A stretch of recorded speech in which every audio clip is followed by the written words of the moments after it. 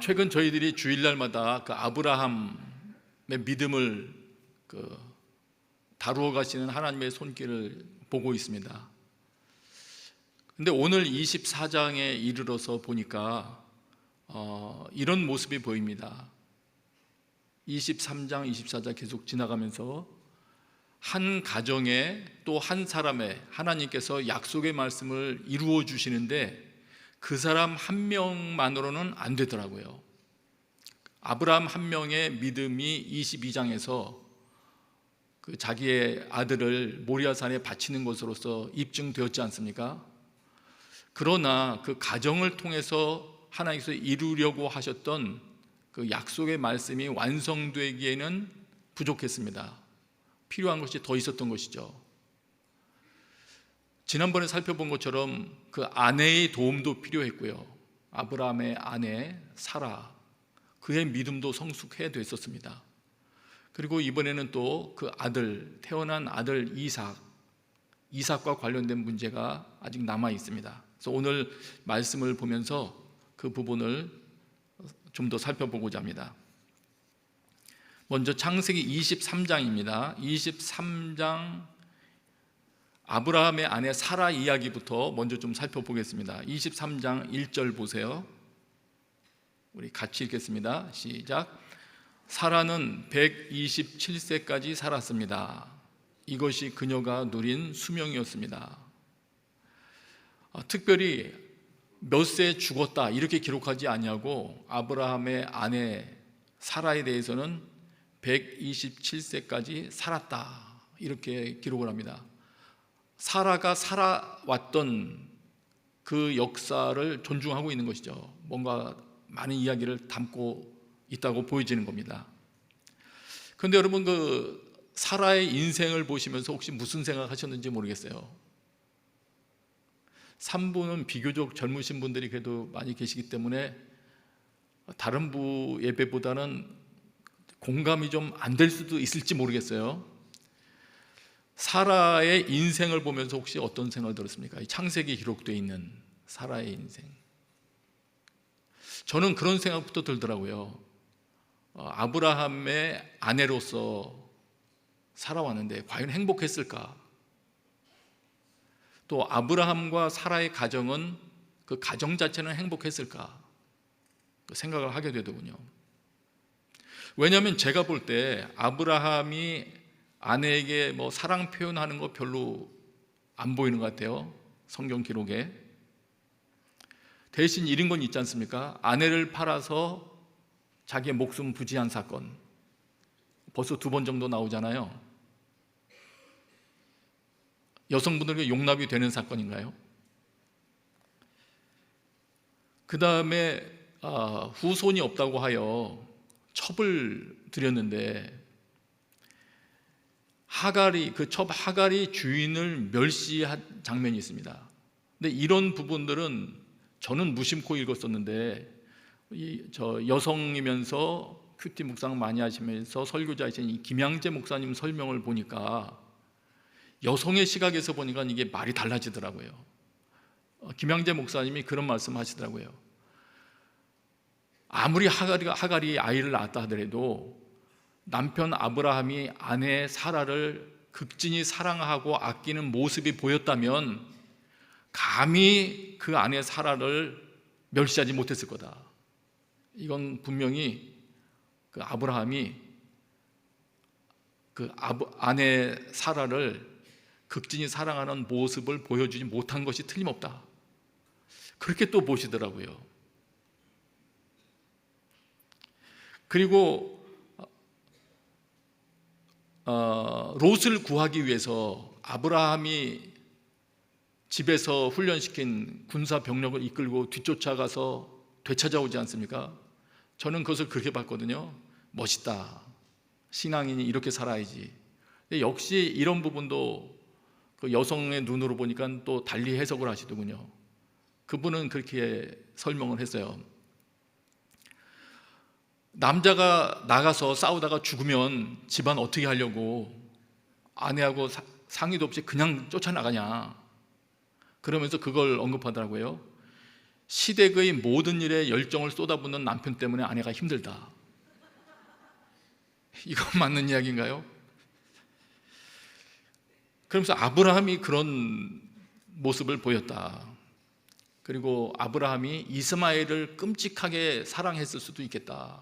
이 아들이 태어났는데 없다가 아들이 태어났으니까 아들을 이스마엘을 굉장히 좋아했을 수 있겠다. 왜냐하면 그 이스마엘이 자라는 한 13년 동안 하나님과의 큰 관계가 없는 삶을 삽니다.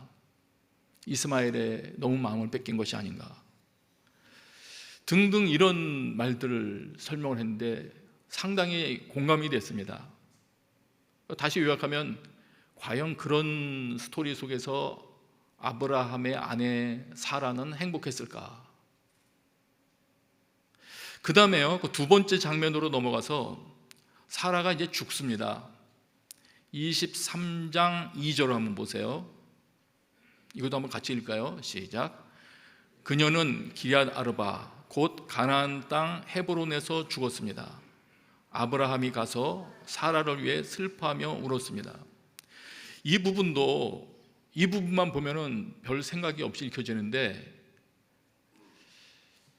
22장의 중간에 보면은 22장 19절에 보면은 아브라함이 그 자기 아들을 모리아산에서 바치는 그 장면 후에 브엘세바에서 살았다고 되어 있거든요. 근데 브엘세바하고 헤브론은 다른 지역이에요. 그래서 이 부분 가지고 설명들이 많더라고요. 물론 22장에 있었던 사건이고 23장으로 왔으니까 이사했을 수 있죠. 아브라함이 같이 있다가 이사해서 여기서 죽었을 수도 있고, 근데 제가 이 자료를 여기저기를 찾아봤더니 심지어는 유대인 랍비들조차도 의견이 많이 다르더라고요.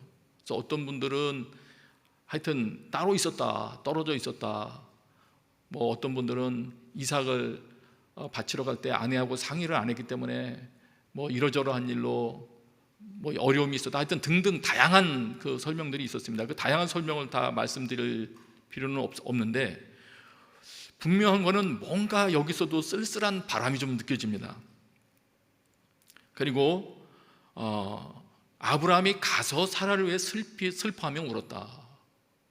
하여튼 뭔가 이동한 것 같은 표현이 보이거든요. 만일 그렇다면 더더욱이 이거는 참 엄청난 그 일이죠. 아내가 죽어가는 장면에 남편이 없었다. 물론 이거는 의견이 다 다르니까 지금 저는 한 의견만 말씀드린 거예요. 그런데 또 한편으로는 아브라함의 아내 사라는 그의 죽음까지도 하나님께 쓰임을 받았더라고요. 그 장면을 보세요. 23장 2절에 보면 아브라함이 이제 사라를 위해서 애곡하며 웁니다. 슬퍼하며 우는데 울다가 갑자기 하나님께서 약속하신 말씀이 생각이 났나 봐요. 23장 3절에 보면 아브라함이 죽은 아내 앞에서 일어나, 벌떡 일어납니다. 생각이 난 거죠. 지금이 기회구나. 그래서 햇사람들에게 말합니다. 4절이에요. 저는 여러분들과 함께 사는 이방 사람이며 나그네입니다. 죽은 제 아내를 장사 지낼 수 있게 여러분들의 땅을 제게 좀 나눠주십시오. 하여튼 그래서 협상 과정을 거쳐서 땅을 사죠. 정당한 대가를 지불하고, 이 사라가, 이 아내가 죽었으니까 얼마나 마음이 어려울까 해서 그 주변 사람들에게 동정을 얻었는지 어쨌든 땅을 삽니다. 그곳에서. 근데 결과적으로는 어떤 것이냐면 지금 헤브론이 가나안 땅에 있기 때문에 하나님께서 약속하신 땅, 그 땅을 합법적으로 지극히 작은 부분이지만 사게 된 거예요. 그러니까 그의 후손들에게 있어서는 가나안 땅으로 가자 그랬을 때 정확한 좌표지도 설정된 거죠. 자기 조상 어머니가 묻혀 계신 곳. 그리고 그 후에 후손들도 많이 이제 이 묘에 묻히게 됐죠. 그래서 보면 여기까지 보면은 아브라함의 아내 사라는 그의 삶은 물론 죽음까지도 언약을 이루는데 쓰여졌다. 대단한 인물이죠. 그러나 어쨌든 아브라함과 함께 있었을 때 과연 그런 언약을 이루는 것을, 그런 삶을 살 때도 우리 흔히 요즘 우리가 표현하는 그런 의미에서의 행복이 있었을까? 행복을 누렸을까? 질문이 생기더라고요. 본인이 원하던 삶은 아니었을지 모르지만 사라는 끝까지 순종하며 약속의 말씀을 이루려고 갔습니다. 사라의 믿음도 좋아졌잖아요. 점점. 그래서 베드로전서 3장에 보면 베드로 사도가 이 부분을 이렇게 설명을 했어요. 아내들이여 이와 같이 자기 남편에게 복종하십시오 하면서 그 여성들의 장식, 머리를 닦거나 금장식을 하거나 옷을 화려하게 차려입거나 등등 이런 단장을 하는 것을 언급할 때 그것보다도 오히려 이 사라가 지금 보인 이런 태도를 보이는 것이 더 귀중한 단장이 되는 것이다, 이렇게 말을 했습니다. 전에 하나님께 소망을 두었던 거룩한 여인들도 이처럼 자기 남편에게 복종함으로 스스로 단장했습니다 하면서 예를 들어요. 사라의 이는 사라가 아브라함을 주라 부르며 그에게 순종한 것과 같습니다. 여성분들 이거 동의가 되십니까? 사라 같은 삶이 정말 아름다운 단장을 하는 거다. 다른 장신구나 화려한 옷보다 더 아름다운 자태가 드러나는 거다. 베드로 사도는 하여튼 그렇게 이야기를 우리에게 전해줍니다. 그 다음에 또 약간 쓸쓸해 보이는 장면이 이어집니다. 아내가 죽은 후에 아브라함이 혼자 남았잖아요. 그리고 아들 이제 이삭을 낳았으니까 이삭 나이가 37세에 사라가 죽었고 한 3년쯤 지났습니다. 굉장히 쓸쓸한 시기였을 거예요. 근데 이때 또 아브라함에게 정신이 번쩍 납니다. 새로운 난관에 봉착한 거예요. 왜냐하면 하나님의 언약을 이루려면 후손이 등장해야 되는데 아들은 낳았는데 아들에게 아내가 없습니다. 그러면 하나님의 약속이 이루어질 수 있습니까? 없습니까? 후손이 등장 안 하잖아요. 미션이 또 하나 생긴 거예요. 이 아들의 아내를 찾아야 되는구나. 우리의 믿음, 신앙, 성장 여정 중에서도 이 부분을 꼭 기억을 해야 되겠더라고요. 내 믿음 완성시키는 것으로 끝나는 게 아니고 그 약속을 이루어갈 후손의 믿음까지도 생각을 해야 되더라고요. 근데 어쨌든 이 상황에서 부각되는 게 뭐냐면 아내가 없이 아들의 결혼을 혼자 준비하는 남편 아브라함, 홀로 된 아브라함의 모습. 그 다음에 성경은 또 이렇게 기록하고 있어요. 창세기 24장으로 지금 넘어온 거예요. 24장 1절 보니까 아브라함이 나이가 많이 들어 늙었습니다. 그 다음에 이 아브라함 일을 열심히 도와주던 그 관리인이 있거든요. 2절이에요. 아브라함이 자기 집의 모든 것을 맡아 관리하는 늙은 종에게 말했습니다. 전부 늙었다로 표현됩니다. 아내는 벌써 죽었죠. 본인은 늙었죠. 함께 일하던 종도 늙었습니다. 위기를 또 한 번 만났다고도 볼 수 있는 겁니다. 여기서 중요한 시기에 아브라함에게 또 지혜가 임했습니다. 아브라함이 때는 정확히 읽은 것 같아요.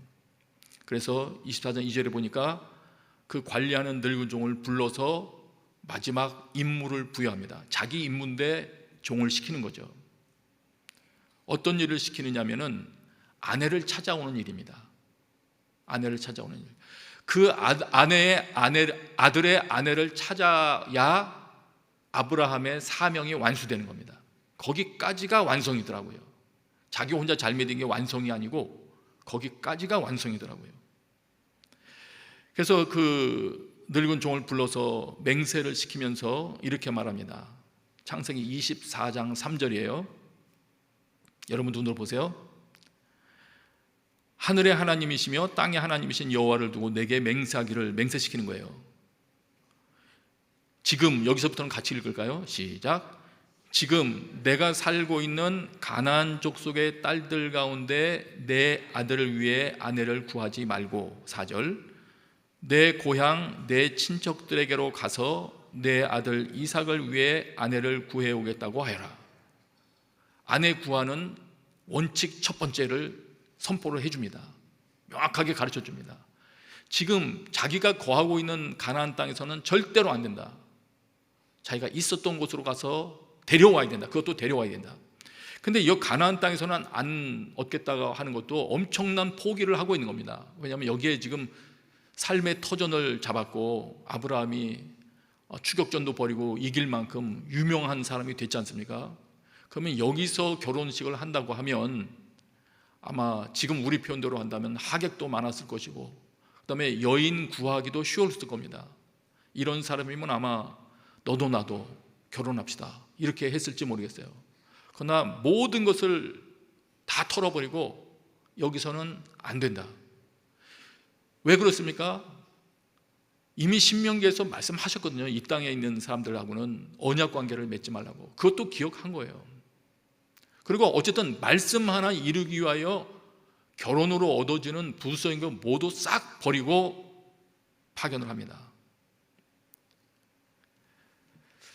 이거는 굉장히 중요한 지금 사건을 하고 있는 건데, 왜냐하면 창세기 24장 끝으로 가면 이삭의 아내를 이삭이 맞이했을 때 이런 표현으로 되어 있어요. 24장 67절에 보면 이삭이 리브가를 자기 어머니 사라의 장막으로 데리고 들어갔다. 이거는 리브가가 맞이할 아내의 역할이 어머니 사라의 역할처럼 믿음의 어머니잖아요. 중요한 임무를 수행해야 된다는 걸 말하는 거예요. 믿음의 아버지, 믿음의 어머니인데 그 정도의 중요한 임무를 이삭의 아내가 수행을 하게 된다. 그러니까 잘 골라야죠. 잘 선택을 해야 되는 겁니다. 그래서 기준의 첫 번째가 가나안 족속 중에서는 안 된다. 그 다음에 기준 두 번째가 있습니다. 24장 5절부터 보면 종이 그러니까 이제 아브라함에게 묻습니다. 주인에게. 근데 만일 제가 가서 찾았다고 할 때 데리고 오려고 하는데 만일 그 여인이 싫다고 하면 어떻게 됩니까? 이삭이 갑니까? 이런 식의 말이에요. 제가 주인의 아들을 그 땅으로 데리고 가야 됩니까? 이런 식으로 말하니까 아브라함이 이렇게 말합니다. 24장 6절이에요. 자, 24장 5절 하반부터 다시 읽을까요? 24장 5절. 만일 그 여자가 저를 따라 이 땅으로 오기를 싫어하면 제가 주인의 아들을 주인께서 나오신 그 땅으로 돌아가게 할까요? 아브라함을 떠나라고 했던 곳인데 그곳으로 아들을 돌아가게 할까요? 반대하겠죠. 당연하죠. 6절입니다. 같이 있습니다. 시작. 아브라함이 말했습니다. 절대로 내 아들을 데리고 그곳으로 돌아가지 마라. 예. 이삭이 그리로 가면 안 된다. 그 아내를 데리고 와야 된다. 그 아내의 감도 그 땅을 떠나 일로 와야 되는 거예요.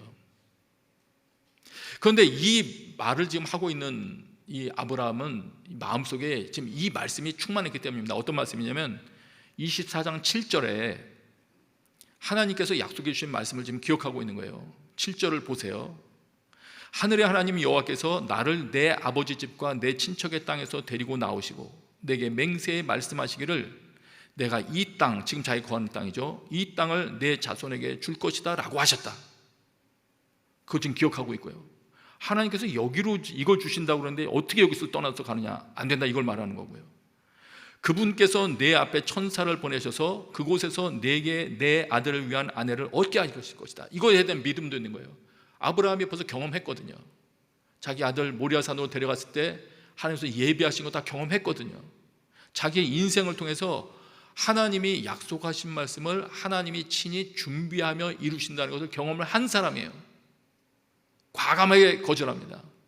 더 이상 생각해 볼 것도 없습니다.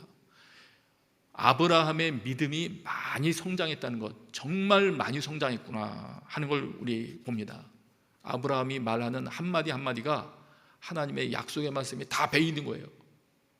엄청난 일이 벌어지고 있습니다. 이렇게 되니까 이제 아브라함의 지시를 받은 아브라함의 종이 출발하죠. 임무 수행을 하러 갑니다. 이 아브라함의 종도 신실한 종이라고 표현되지 않습니까? 그리고 주인 아브라함이 어떻게 하나님의 도우심을 입었는지를 다 곁에서 목격한 사람입니다.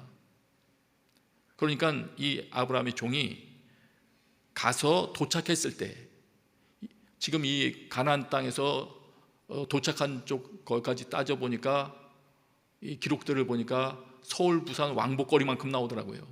거기를 낙타 끌고 간 거예요. 물건 끌고.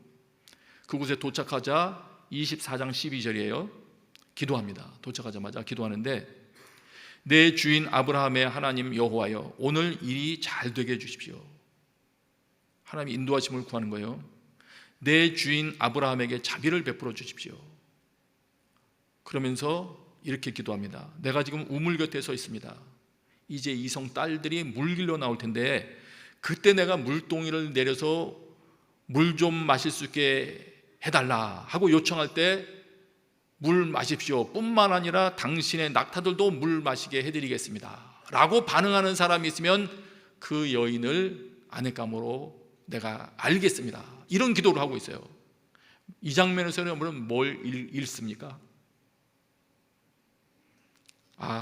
결혼 배우자가 구하는 기도는 저렇게 해야 되는 거구나.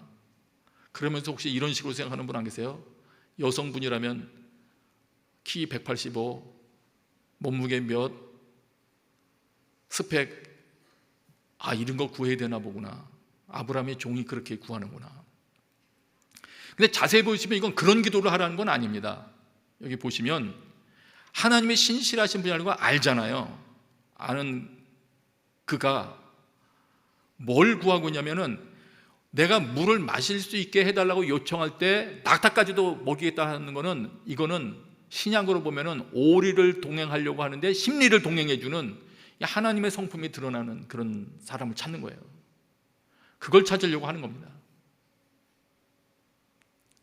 항목 정해서 기도하는 것도 때로는 그것에 유익한 부분도 있습니다. 그건 지금 그걸 말씀드리는 부분은 아니고요. 어쨌든 하나님의 성품이 드러나는 자를 구분하려고 지금 이 기도를 하나님께 드리고 있는 겁니다. 아브라함이. 그리고 사실 아브라함의 종이 자기를 위해서 기도하는 건 아니기 때문에 더욱더 신뢰할 만합니다.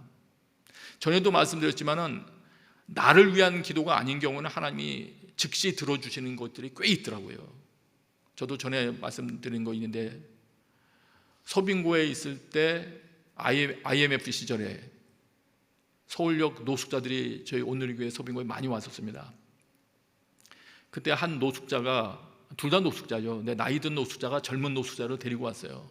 그래서 교육자실에 와서 한 바퀴 쭉 둘러보고는 제가 눈에 띄었나 봐요. 저한테 데리고 와서, 그 사람이 만일 김씨라고 그러면은 어이 김씨 해봐 그러더라고요. 제 앞에서. 제가 이렇게 보고 있는데 그 사람이 입을 벌렸는데 보니까 치아가 하나도 없고요, 이미 다 뺐어요. 그리고 검은 실로 다 꼬매놨더라고요. 잇몸을. 아마 발치한 지 얼마 안 됐나 봐요. 그러면서 이분이 요구를 하더라고요. 그 나이 드신 분이, 그 사람을 데리고 온 사람이, 이분 틀니를 해드리도록 돈을 좀 주십시오. 한두 개도 아니고 아래 위가 다 없는데 틀니를 해달라고 구하니까 제가 말씀드렸거든요. 정직하게 전 지금 그만한 돈이 없습니다. 그래서 그분에게 말씀드렸어요. 지금 가셔서 하나님께 기도하십시오.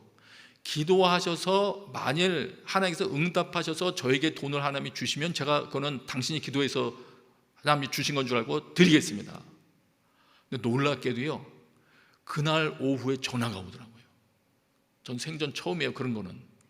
그날 전화가 왔는데 큰 액수를 저한테 주고 싶대요, 어떤 분이. 그래서 근데 그분 지금도 몰라요, 누군지. 그때 받아서 그걸로 그분 틀니를 다 해줬을 뿐만 아니라 다른 어려움 겪는 사람들까지도 도울 수 있었어요. 이런 금방 즉시 그날로도 응답을 하시더라고요. 또 하나는 산악지대에서 사역하는 선교사님에게 차량을 선물하고 싶었는데 차가 필요하니까 새벽기도 끝난 후에 잠시 기도했어요. 하나님, 혹시 오늘 뭔가 저에게 들어오는 돈이 있다면 저 사람 건 줄 알겠습니다. 근데 새벽기도 끝나고 얼마 안 있어가지고 전화가 또 왔는데, 어떤 또 집사님이세요. 보자고 그러는데 돈을, 뭉칫돈을 들고 오시더라고요. 묶어놓은 거. 그래서 정확하게 그분 승용차를 사드릴 돈이었어요.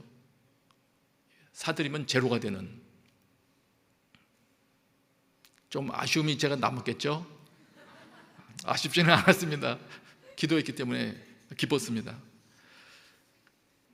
때로는 그렇게도 하나님 역사하세요, 보니까. 근데 자기를 위한 거 말고 정말 하나님의 말씀이 이루어지고 영혼 구원을 위해서 기도할 때에는 하나님 그 일을 이루시는 분이십니다. 종의 기도가 기도한 대로 바로 응답돼서 상황이 전개됩니다. 24장 15절에 보면 이렇게 기록해요. 그가 기도를 채 마치기도 전에, 저는 기도한 그날 하나님이 응답해 주셨지만 이분은 기도를 채 마치기도 전에 물동이를 든 리브가가 등장하고 이미 아브라함이 명령했던 것 같은 그런 사건이 쭉 진행되는 거죠. 다 이루어지는 거예요. 그러니까 24장 26절에 가면 아브라함의 종이 머리 숙여 하나님께 경배합니다. 왜냐하면 이미 다 경험했거든요. 하나님이 어떻게 역사해 왔는지 아브라함을 섬기면서 다 경험했는데, 지금 이제 아브라함 같이 안 오고 자기 혼자 왔는데도 지금 하나님이 일하시는 걸 보니까 얼마나 감사하고 놀랐겠어요. 아브라함이 없어도 내가 혼자 믿음으로 와서도 하나님이 일하시는구나, 기뻤을 거예요. 그래서 말합니다. 내 주인 아브라함의 하나님 여호와를 찬양합니다. 여호와께서는 내 주인에게 자비와 성실함을 저버리지 않으셨습니다. 여호와께서 길에서 저를 인도하셔서 내 주인의 형제 집에 이르게 하셨습니다. 지금 자기가 잘했다고 그런 자기 공치사는 한마디도 들어가지 아니하고 내 주인에게 다시 자비를 베풀어 주시는구나, 하나님이 신실하심을 드러내시는구나, 하나님이 나를 여기까지 인도해 주셨구나, 그거를 주님께 찬양합니다. 이런 종이에요. 기가 막힌 종이죠. 자, 그래서 결국은 이제 24장 그 긴 장이 지나가면서 이 아브라함의 종이 이루고자 부여받았던 사명을 다 이루죠. 그래서 아브라함의 종이 마침내 모든 것들이 다 결정됐을 때, 리브가가 떠나겠다고 결정했을 때 여호와께 엎드려 경배하고 즉시 갑니다. 거기서 뭐 더 머물지도 않고, 붙들지 마십시오, 하나님께서 제 연길을 형통하게 하셨으니까 제가 주인에게 가야 되겠습니다. 바로 떠납니다. 그리고 이렇게 마무리하죠. 24장 61절에 보면 리브가와 그 여종들이 낙타에 올라타고 그의 종의 뒤를 따라갔습니다. 이렇게 그 종이 리브가를 데리고 떠났습니다. 이스라엘로 떠나가는 신부의 모습을 보여주면서 이 아브라함의 미션이 완수된 거죠. 누구의 힘으로 완수됐습니까? 24장에서 명확히 보여주는 것은 아브라함의 잘한 것도 아니고, 아브라함의 기획도 아니고, 아브라함의 종의 잘한 것도 아니라고 지금 아브라함 종의 입술을 빌어서 알려주고 있는 겁니다. 신실하신 하나님께서 이루셨다. 누구를 통해서요? 신실하신 하나님을 믿고 있는 등장인물들을 통해서 이루셨다. 여러분, 우리도 믿음으로 반응할 때 우리 가정에서 이루기를 원하셨던 하나님의 일들을 하나님이 이루어 주시는 것입니다. 이 부분은 우리가 해야 될 부분이에요. 믿음으로 반응하는 것. 그리고는 우리 처음에 읽은 것처럼 이삭이 리브가를 자기 어머니 사라의 장막으로 데리고 들어갔죠. 이삭은 그녀를 사랑했다, 이렇게 표현되어 있습니다. 아버지보다는 표현이 많았던 것 같아요. 자, 여기까지 긴 이야기가 이루어졌는데 이 장면을 보면서 여러 날 생각을 많이 하게 됐어요. 그 생각하게 된 것도 아까 이미 밝힌 그대로예요. 하나님은 가정의 행복에는 관심이 없으신가? 제가 사라 이야기만 듣지 남편도 뭐 마찬가지잖아요. 때에 따라서는 하나님은 어떤 사람이 결혼할 때 그 사람의 행복에 대해서는 관심이 없는 건가? 지금 무슨 일을 하고 계신 건가? 부부의 행복, 이거는 주목을 안 하시나? 분명하더라고요. 뭐가 분명하냐면 하나님은 우리가 생각하는 행복 여부보다 그 가정에 하나님의 약속, 언약이 이루어지느냐에 더 관심이 많으시더라고요. 여러분, 얄미워도 할 수 없어요. 하나님께서 보시기에 하나님의 계획이 그 가정에서 완성되는 것이 우리가 판단했던 행복이라고 생각했던 것이 이루어지는 것보다 낫기 때문에 그렇게 하시는 거예요. 사실 우리가 다 생각이 부족하잖아요. 부부가 평생 살아도 상대방을 죽을 때가 돼도 모른대요. 다. 전에 어떤 책에서는 보니까 한 80%나 85% 알아도 많이 알고 죽는 거라 그러더라고요. 아브라함도 사라가 어떻는지 성격 다 몰랐을 거예요. 그런데 그런 부족한 사람이 이런 것이 우리 가정에 있으면 행복하겠다라고 생각한들 이루어진다 한들 행복하겠어요? 모르죠. 또 다른 길로 움직이게 될지, 또 자녀의 행복을 위해서 우리가 투자해서 그 일이 이루어진다 한들 어쩌면은 자녀에게 맞추려고 하다가 가정이 말씀을 이탈해서 끌려갈 수도 있잖아요. 그거는 하나님께서 원하시는 것이 아니기 때문에, 정리하면 하나님은 어떤 사람의 가정의 행복보다 그 사람 가정에서 하나님의 구원 역사가 완성되는 걸 더 주목하시고 원하신다. 확실한 말입니다. 그래서 우리가 오늘 자신의 가정이나 여러 가지 감정을 돌이켜 볼 때 점검해야 될 부분이 그거더라고요. 지금 내가 선택하는 이것이 우리 가정에 하나님의 약속을 이루어지는 것, 하나님께서 구원하기를 원하시는, 하나님이 원하시는 일을 이루는데 유익한 일인가? 그 판단을 내가 하고 있는 것인가? 그러면 그 다음에 하나님의 지원 사격 여부가 더 분명해지는 것입니다. 하나님께서 원하시는 쪽으로 내가 발을 디딜 때 하나님이 이루시죠. 내가 반대로 간다면 하나님이 막으실 수밖에 없겠죠.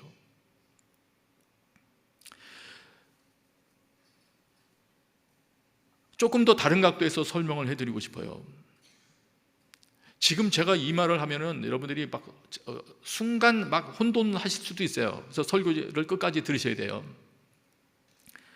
가정 일에 충실하게 살아가는 삶은 하나님 나라의 일을 효과적으로 이루는 데에는 도움이 안 될 수도 있겠다. 가정을 지금 중요시하는 요즘 그 외치는 말하고는 다른 얘기가 되는 거죠. 회사 일도 회사 일이지만 가정을 돌봐야 된다. 맞는데 가정 일에 충실하고 몰두하게 된다면 하나님 나라의 일은 당연히 시간이 부족하니까 전부를 쏟아부었을 때 그 소위 말해서 퀄리티는 나올 수가 없죠. 이재훈 목사님 지금 아프시다고 그러니까 많은 사람들이 쉬세요 그러시더라고요. 쉬세요. 근데 여러분, 만약 이재훈 목사님께서 모든 의견을 다 받아들여서 계속 쉬고 잠자고 그러다가 아무 일도 안 하다가 준비도 안 한 상태에서 여기다 올라왔다 내려갔다 그러시면 여러분들 좋아하시겠어요? 그건 또 다른 얘기일 거리요.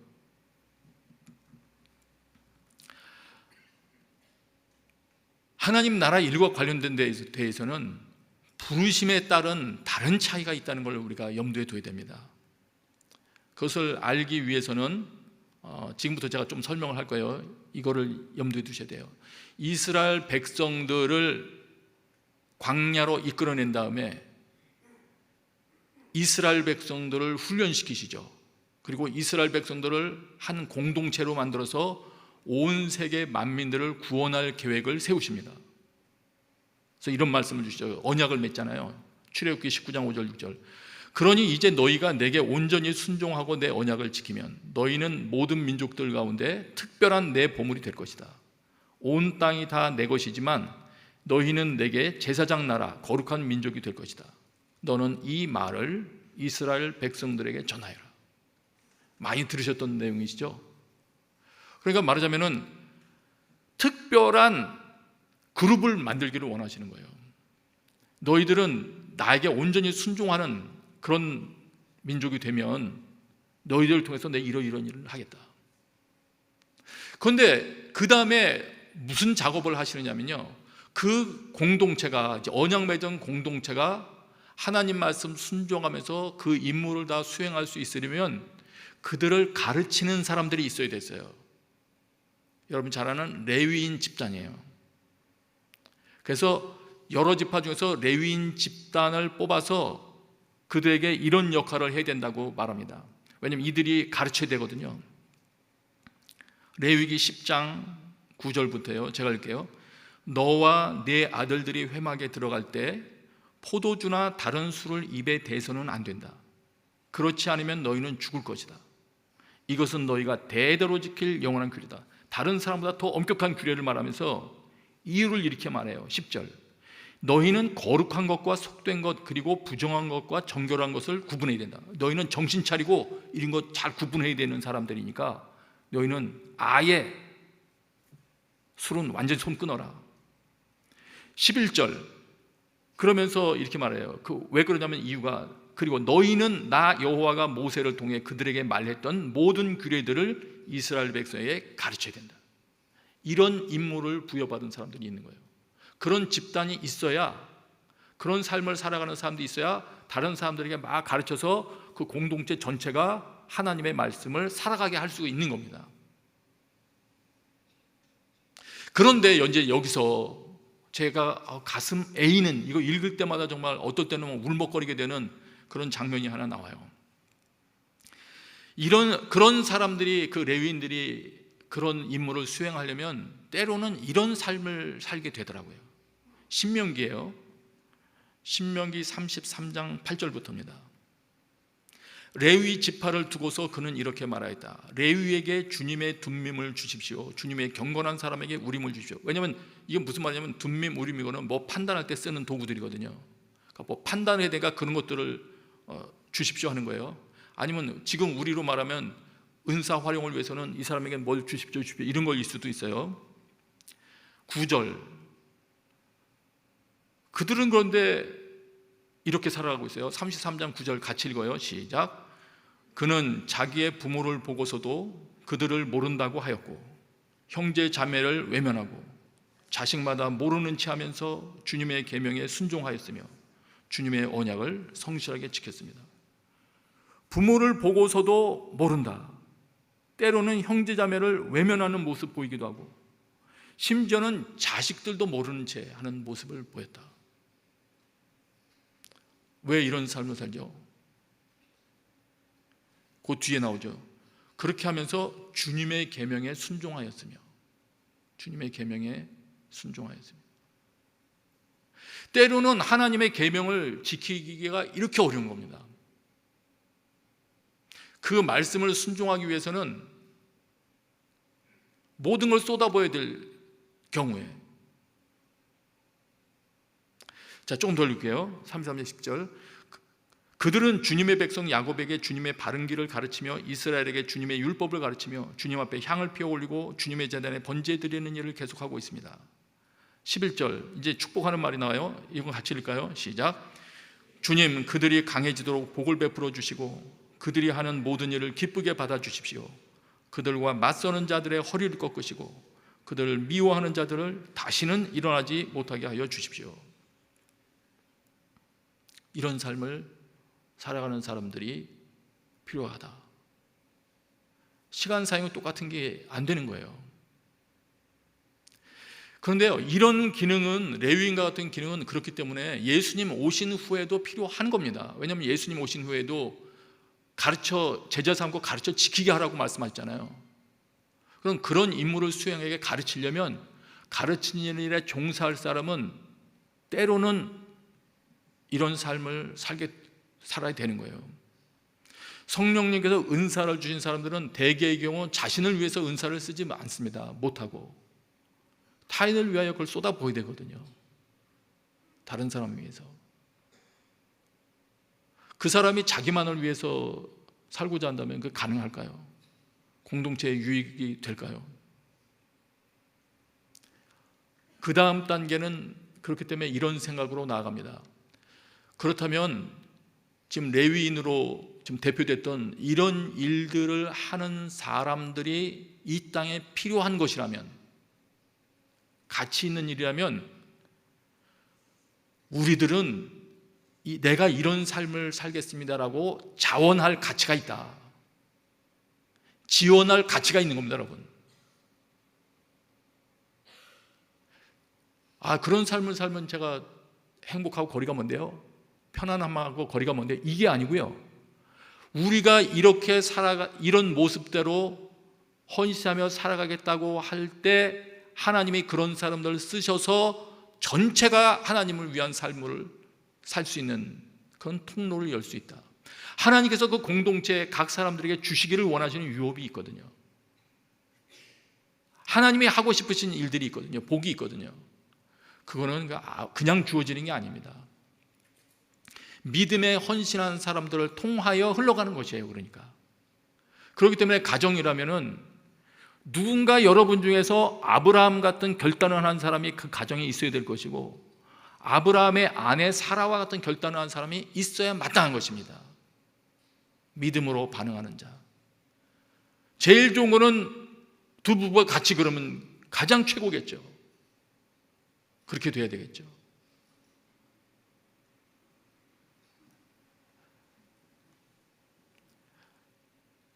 그 말을 도대체 어떻게 적용할 수 있느냐, 현실에, 이 세상에서.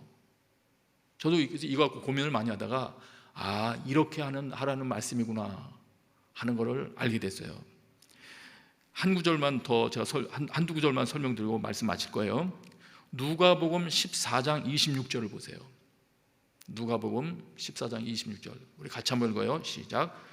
누구든지 내게 오면서 자기 부모와 아내와 자식과 형제 혹은 자매와 자기 생명일지라도 나보다 더 사랑하면 내 제자가 될 수 없다. 27절, 누구든지 자기 십자가를 지지 않고 나를 따르는 사람은 내 제자가 될 수 없다. 많이 읽었던 구절이시죠. 여기 보면 있잖아요. 자기 부모와 아내와 자식과 형제 혹은 자매와 자기 생명, 여기 자기 생명까지 더 들어갔어요. 아까 레위보다 한술 더 떴어요. 그들을 예수님보다 더 사랑하면 예수님의 제자가 될 수 없대요. 이거 무서운 말씀 아닙니까? 이걸 어떻게 적용합니까? 그럼 가족들 미워하란 얘기예요? 아니면 가정이라는 시간 쏟지 말란 말이에요? 어떻게 하란 말이에요? 제가 보니까 저희 주변 사람도 알아보니까 저희 오늘교회 목회자들이 설거지들은 보통 다 하더라고요. 이재 목사님도 설거지 하시고 그러신대요.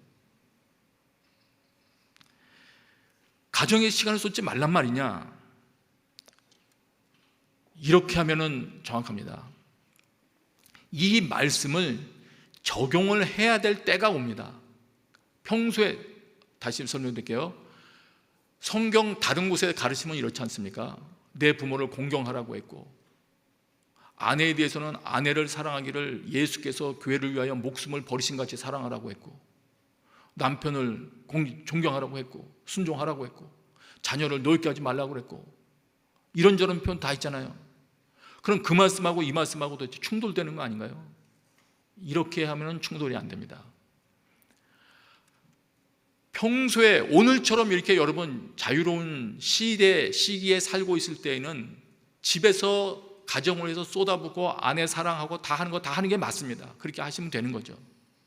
그러나 그렇게 하면서도 서로 중심은 명확히 밝혀야 될 것 같아요.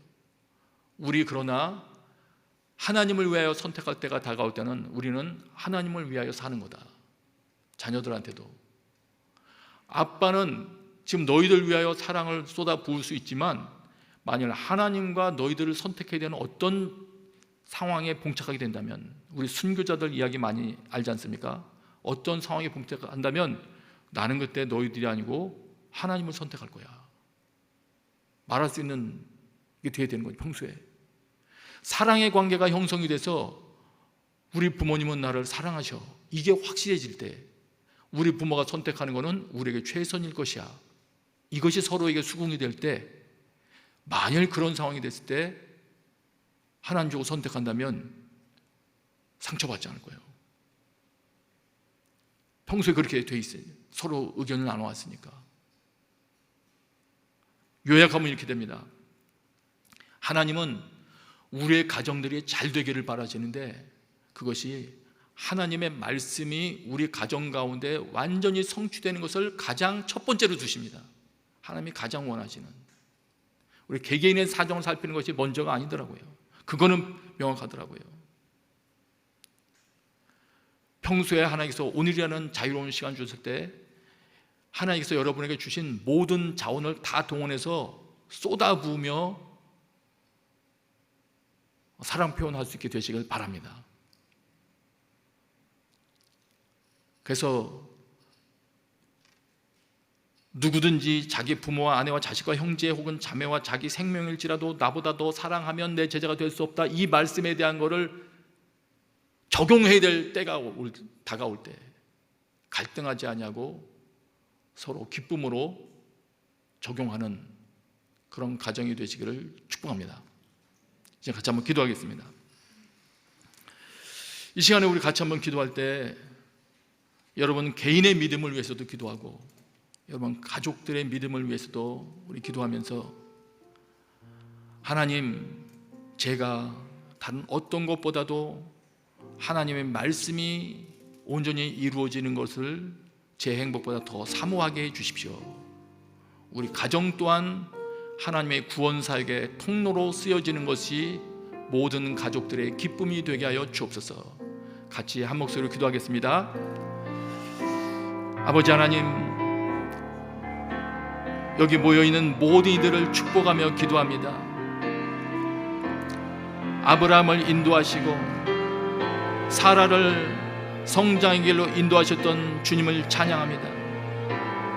그 가정에 소속된 모든 이들에게 하나님이 얼마나 신실하신 분이신지 경험케 해 주시옵소서.